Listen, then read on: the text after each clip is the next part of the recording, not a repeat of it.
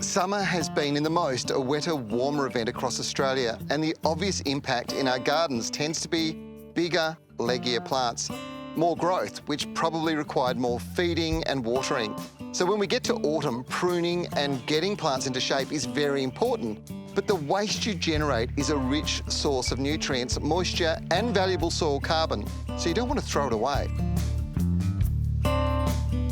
This is where the investment in a garden shredder will allow you to reduce the amount of garden waste that you have and that you send to the tip by up to 75%.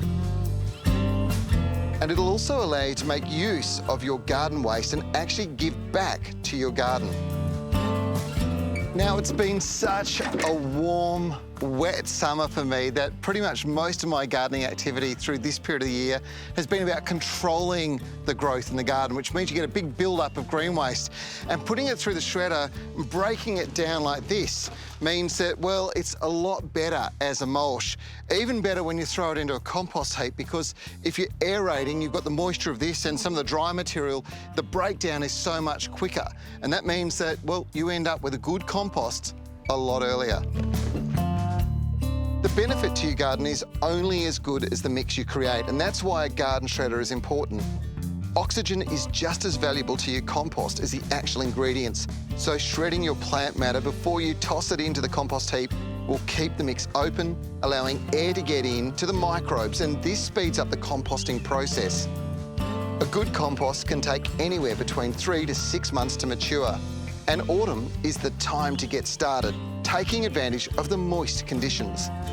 Remember, this will be maturing, ready for addition to the soil as a compost in the spring and early summer. And that's a vitally important time to protect the soil. But you don't have to compost it every time. Just using the chop and drop technique of adding organic material to the soil surface will help your garden. I like to put these types of materials through my shredder and then spread a thin layer across my garden beds as a layer of protection.